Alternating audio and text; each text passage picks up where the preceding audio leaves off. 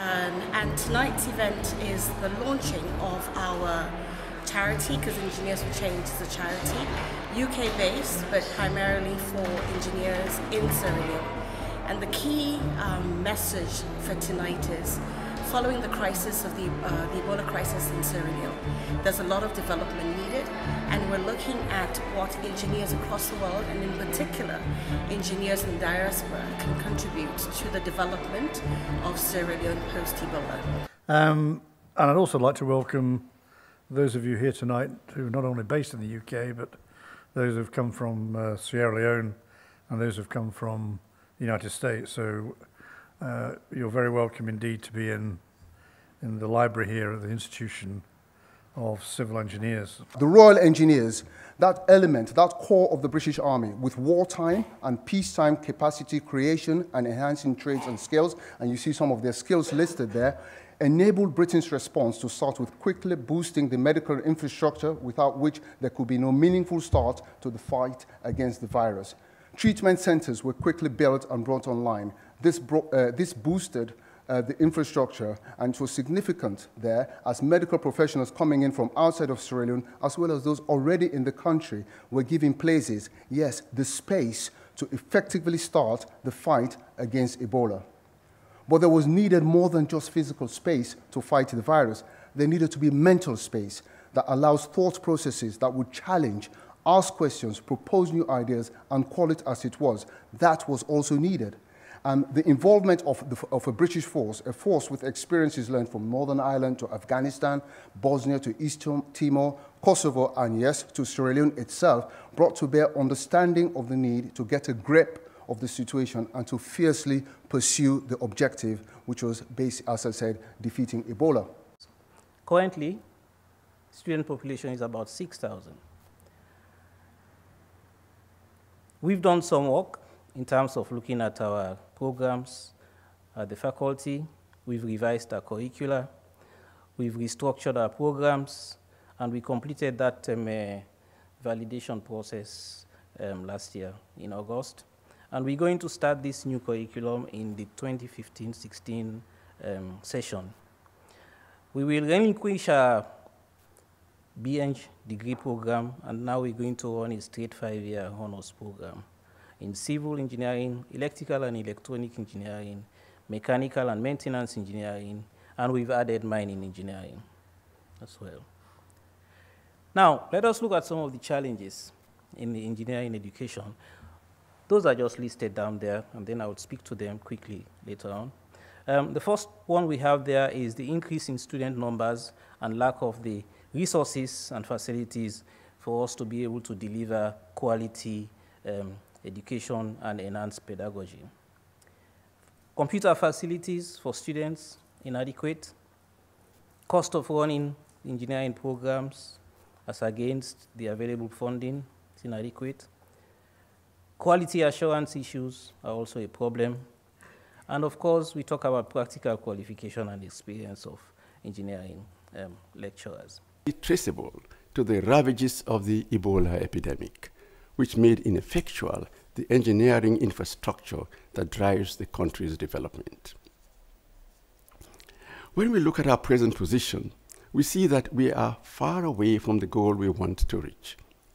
But we need to find out from manpower surveys or other means, as we had heard from the previous speaker. For example, the quantity of qualified engineers we need as a percentage of the population. What we know in that sector is that the total enrollment of students at the 4 institutions covering engineering in the country in 2014 was 913. Of these, 463 were degree students spread over the 4 undergraduate years, and the charts of Engineer Savage had shown this. Just look at the graduating rate in some other advanced countries. According to research conducted by the World Economic Forum, the annual graduate output from Russia is 454,000. United States, 237,000. Iran, 233,000. Indonesia, 140,000, and Vietnam, 100,000. So you can see how far we have to go. The next stage of planning this journey is to choose our mode of travel. That is the method of getting to our destination. This is what often puzzles most of us, particularly because we have no prior experience of doing this, or because what has to be done is so huge and complex that we do not know where to start. The responsibility for devising and implementing any method to get to our destination should therefore be assigned to visionaries who see the attainment of engineering quality as a progression of competencies from engineering quality. We have both in the UK and the US engineers of different backgrounds and experiences who have achieved a measure of expertise in a particular field of engineering. I am sure collectively, Sierra Leone engineers in the diaspora can easily boast of over 600 years of experience. So how can this vast knowledge be used to enhance and advance the training and profession of engineering in Sierra Leone? Conversely, how can Sierra Leonean engineers in the diaspora benefit from this collaboration? In late 2009, another Sierra Leonean engineer, Pierre Lightfoot-Boston, and I discussed and put together a proposal to establish an Engineers Without Border. And we are hopeful that this could be maintained for a period of 42 days, after which the country would be declared Ebola-free. However, new cases appeared in Cambia, 4 and later Makeni 1, which has led to the quarantine of over 1,500 people across the 2 districts. Given the epidemiology of the disease, getting to zero and staying zero is the most difficult part of the struggle against Ebola. Ending Ebola involves building the resilience into our health sector, stepping up contact tracing and surveillance while caring for the survivors and supporting those orphaned and widowed as a consequence of the scourge. Ending the virus involves ensuring that kids who only recently returned to school remain safe.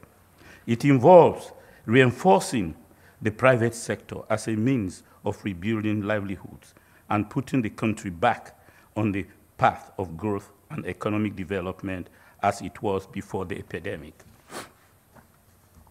While we have almost succeeded in defeating Ebola, the socio-economic impact of the Ebola virus disease has been cumulative. I think now we're meant to have some questions to the panel, so all the speakers. So if I get all the speakers to come and sit at the front here, we'll have a few minutes for some questions. I forgot to mention that we do have, I know it was in your slides, but we do have this program, the Commonwealth Sierra Leone, which I had a conversation with the relevant person on Monday, and they're actually looking for the Sierra Leone Institution of Engineers to really run with it. So there's a push on government side. They recognize the fact that a lot of our graduates don't have enough industry experience. They're willing to put money into it. But I've been working with Badamasi and the team in terms of providing a framework for this industry university partnership to occur. Yeah, that's the YEC that I mentioned. Let me also add that you need also to provide for the industries where you're sending your students a program of training, because they can go into these industries and be locked into one particular activity and not have the range of experience they should have. So I think they should go to the industries with a program from the university to see which areas they should cover. Can you say who you are and roughly where you're from? Don't say Scotland. Yes, so the usual suspect. Nicholas Watts from the Commonwealth Human Ecology Council. Frequently regionalism has been identified, and I was just wondering if there's room for cooperation in training of civil engineers across the region. Thank you. Thank you very much. Yes, at FUABI, we now have a postgraduate course in renewable energy. In fact, we're going to have the first graduate with an MPhil during this convocation coming we have an MPhil students, and we have 4 registered graduate students in renewable energy already at the department. You know, the issue of civil engineers, yes, you know, we have a problem in Sierra Leone. It's really a bread and butter issue.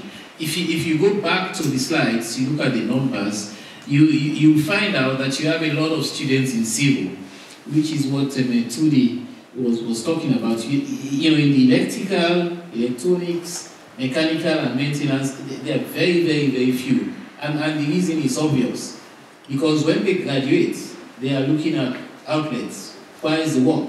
So therefore, when they come to specialize in year 3, most of them are going into civils, because in civils you have options. You go to construction, you go to consultancy, you go to the motor fleet. So that is there. Well, the underlining message from my point of view was to explain the determination taken to Sierra Leone, the application of determined and focused leadership, and how that allowed us to get traction against the disease. Well, you know, we were successful in putting the message across in terms of the challenges that we face in the education of our engineers. Well, I represented the Sierra Leone government and the people of Sierra Leone as Deputy High Commissioner to the United Kingdom, accredited to the Court of St. James. We need to work out how we use our resources, which in this case, this is human resource here. Right, but I learned a lot about Ebola and processes that were put in place. Great to see people from Sierra Leone and the diaspora of Sierra Leone meeting in one place and sharing experiences about how they dealt with a real problem with Ebola, but also what impact that might have in getting over that, in trying to rebuild their country and rebuilding their universities in many ways. The charity is here today to talk about the consequences of the post-Ebola virus in Sierra Leone. One of the things that we want to concentrate on this launch event today is to talk about the consequences of Ebola on engineering practices, the education, and how those of us in the diaspora can help to improve on the engineering practices in Sierra Leone. If you are kind enough and would like to find out more or donate to Engineers for Change, please go to our website, which is www.engineersforchange.com, all one word. Thank you very much.